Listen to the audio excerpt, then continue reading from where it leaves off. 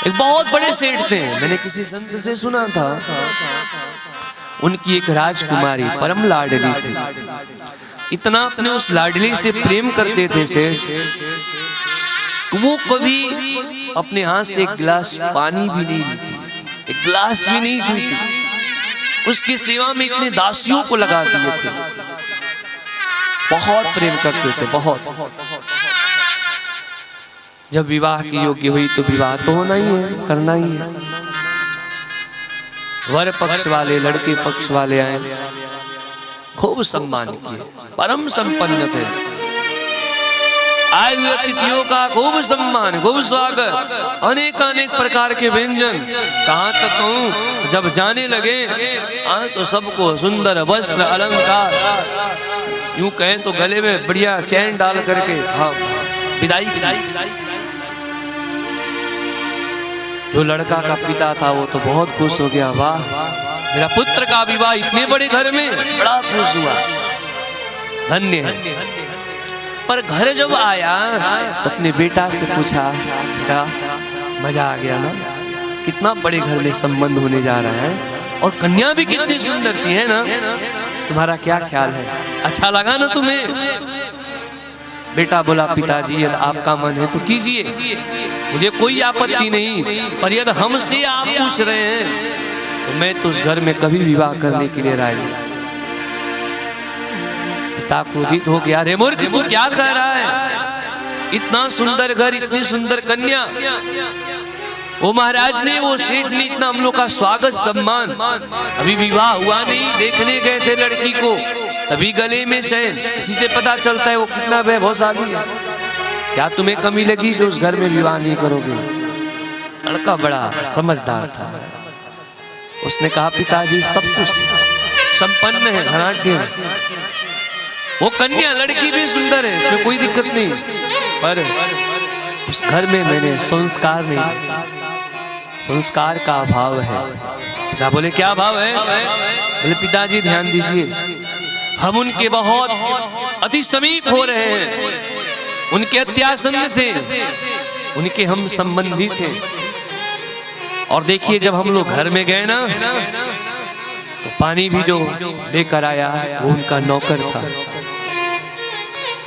जो भोजन हमें लाकर कराए वो सब उनके सेवकों के हाथ से निर्मित, वो सब हमें भोजन मिला। घर का एक भी वस्तु उस घर के माताओं के हाथ में नहीं मिला।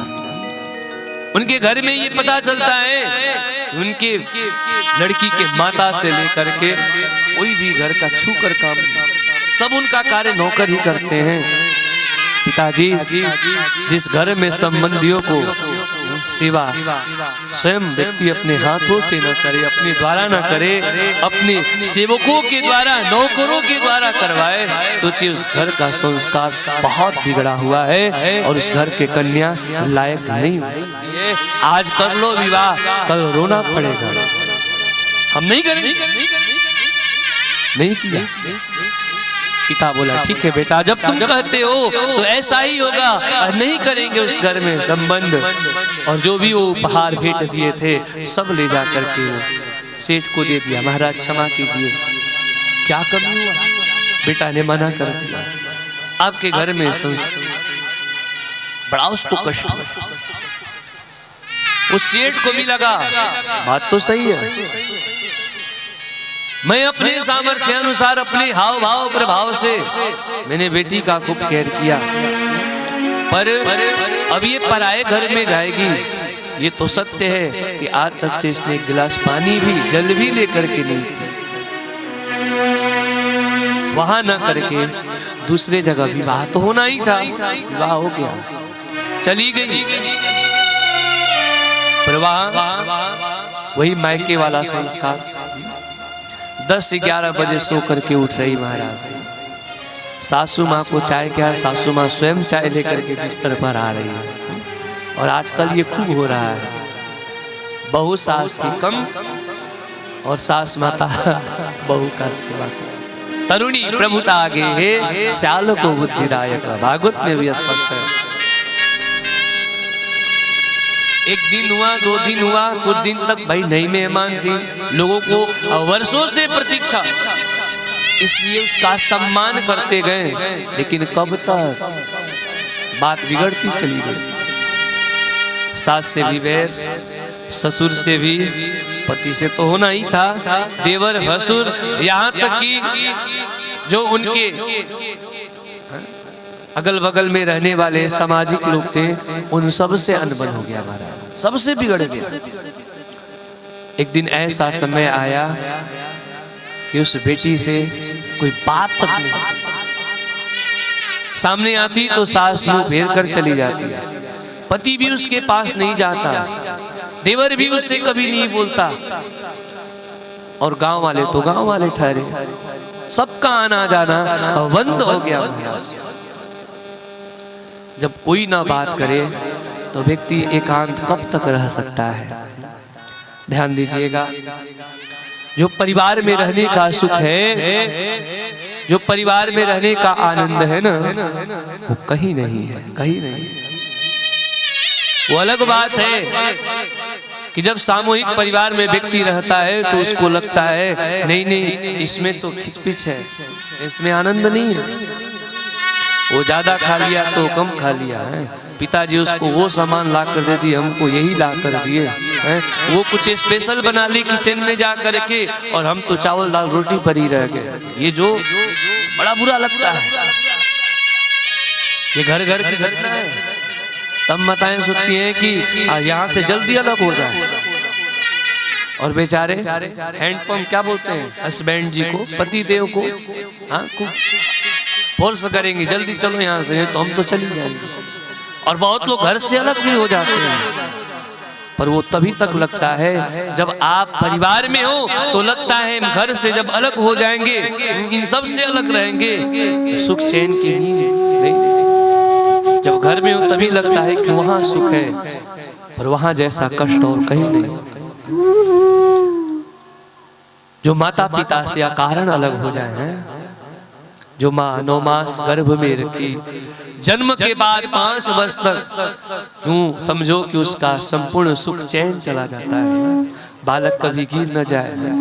दिन भर काम करके आई, पता चले 2 बजे रोना प्रारंभ किया तो माता जग गई। ऐसे जो अपने जीवन के समस्त सुखों को आहुति दे करके जिस बालक को पाल पोस करके बड़ा करती है, फिर पिता अपने आप को भी गिरवी रख करके जिस संतान को सुंदर संस्कार देता है, शिक्षा देता है, पढ़ा लिखा करके बड़ा करता है।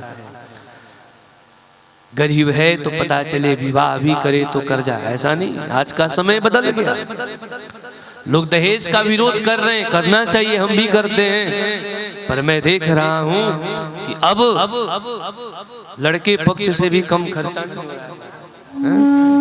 जिसका नौकरी ना हो और समस्या, आप सबके अनुभव में होगा। बेटी के पिता का तो लगता ही है, बेटे वालों का भी कुछ कम नहीं लग रहा है, उसका भी लग रहा है। विवाह किया, जब थोड़ा सा 2 रोटी, यूं कहे वो माता पिता भी अपने संतानों के प्रति वो नहीं कि हमें खूब बढ़िया भोजन दिया, उसको लगता है मेरे बच्चे मेरे बहू ये दोनों खुश रहेंगे, मेरा मैं भी, तुम्हारे खुशी में वो खुश रहता है।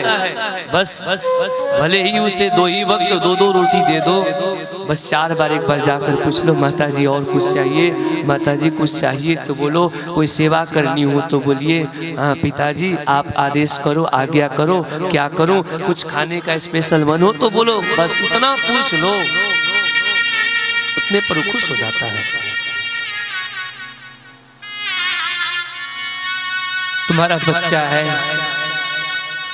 फिर अलग रहोगे तो उसके परवरिश के लिए, उसके सेवा शुश्रूषा में, आजकल तो फैशन हो गया है, माताएं उतना कहाँ समय देती हैं, बच्चों की सेवा के लिए भी लोग घर में सेवक रख रहे हैं, पर वो तुम्हारे माता पिता फ्री के सेवक हुआ करते हैं, तुम्हारे से लेकर तुम्हारे बच्चे तक का।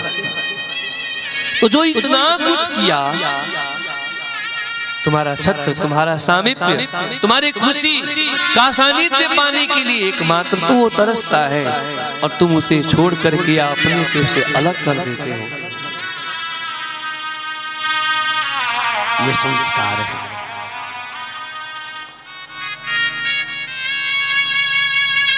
ये निश्चितमेव